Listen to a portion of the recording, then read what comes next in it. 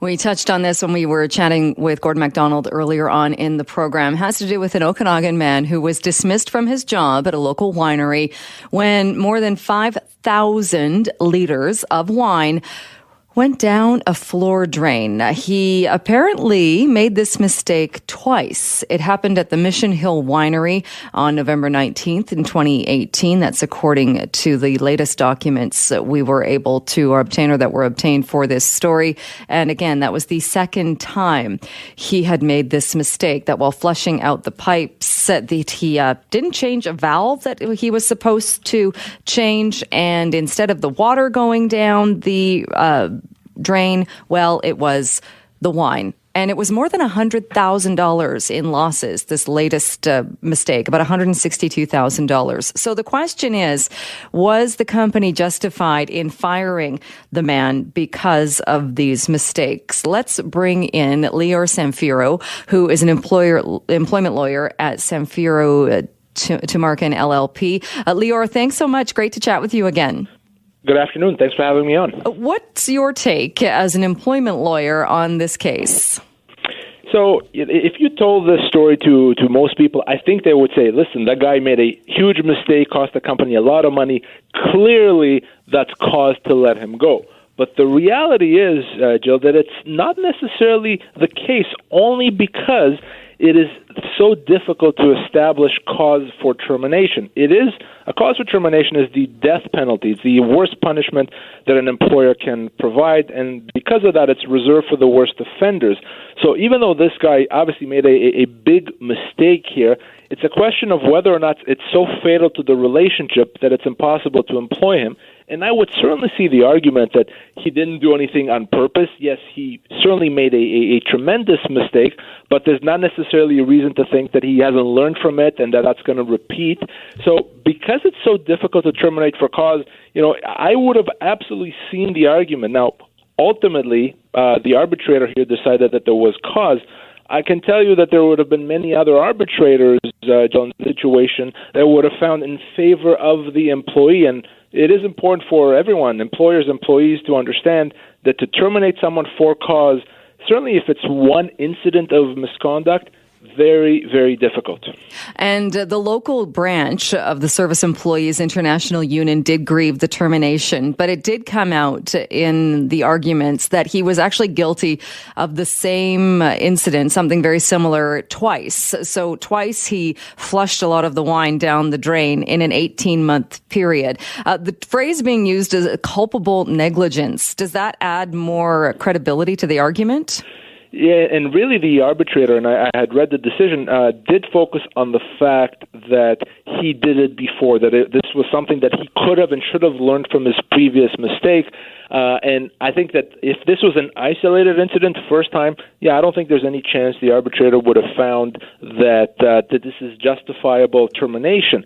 Now, in terms of culpable negligence, it's interesting what the arbitrator said, that it's not just a situation where he made a mistake. Mistake is something that happens. We can forgive that. He simply didn't do his job. His job was to make sure that this valve is operating properly. He just didn't do it. So his negligence here was that much more severe. It's not simply, pressing button A when he should have pressed button B. It is simply not doing his job. So if we have these two combinations, not doing your job, plus this is the second time in a span of a year and a half, so you should have really shaped up after that first time. The arbitrator came down on the side of the employer here and decided that's enough to justify cause. But even with all those things, Jill, it was still a very close call. Because if it was a difference in that he was, say, filling in for somebody or he was doing something that he hadn't been fully trained to do, my guess is he would have had a much stronger argument. Absolutely.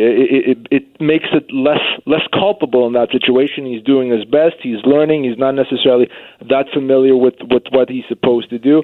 It's an honest mistake. But if it's his job to do it, he's been doing it for a while, He's done this mistake before. They talked to him. They warned him. They said this can't happen again. It's one of those situations, given the losses, the employer is going to say, well, can we afford to take this risk again? It's happened twice. Can we afford another $100,000 loss a third time?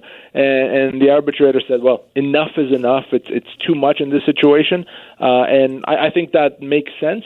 But even still, remember, the only reason the union grieved this is because they felt that despite everything, there is still an argument that it's not cause. And again, keeping in mind, it's very, very difficult to establish cause. What about the argument he made during the hearing as well? He noted that the workload and the pressures were extremely busy at that time of year, saying he was working weekends through the week, and that his overtime for that period was about 257 hours. That is definitely a mitigating factor. We're all human, and he says, I'm human. I was trying to do my best and trying to, do everything at once and overworked, etc. But ultimately, I think, and that argument does have some merit, no question. But ultimately, I think the arbitrator found that the mistake here was such an important, trivial, and essential part of his job that there really would be no excuse. If you're not doing this part of the job, why are you even there? You're the valve guy. You have to make sure that the valve from tank A to tank B is operational. If you're not doing that, then may as well not be there. So you can't hide behind the fact that your workload is so high. So ultimately, while it was a mitigating factor, not enough to win the day here and to say that no, the termination was not justified. So with that finding, then clearly he's not getting his job back. Is he entitled to severance pay? So in this situation, given the fact that the determination was that there is cause, he would not be owed any compensation. In a unionized environment, if there's no cause, you get your job back, potentially with pay. In a non-unionized situation, if you're terminated when you should not have been terminated, you can't really get your job back. You simply get severance. Either way, that the test is whether or not the company can establish cause. So for him, given the fact that he's unionized, severance would not be an option, and because the arbitrator found that there is cause, he doesn't get his job back either. So ultimately, he gets nothing, no compensation. He simply has to move on and find another job. And having read the ruling and looking at the details of this case, do you think that was the right ruling? I do, and I'd feel very differently if this was a first and isolated incident. I would have said there's almost no way that the incident, as bad as and as extreme as it was, would justify a cause termination. But because it was the second incident, and it's not like the first one was 10 years ago, so a lot of time has passed. If it was the second incident in about a year and a half, I think it was the right decision. I think most business owners would have a very big concern to have an employee that's making such big mistakes so frequently. So I think in this particular case, the arbitrator got it absolutely right. And is the amount that he cost the company, that must come into play as well, in that this mistake didn't cost them $50 or $100. It cost them, in this one scenario, more than $160,000. Exactly. It goes to the issue of, can we afford to give him another chance?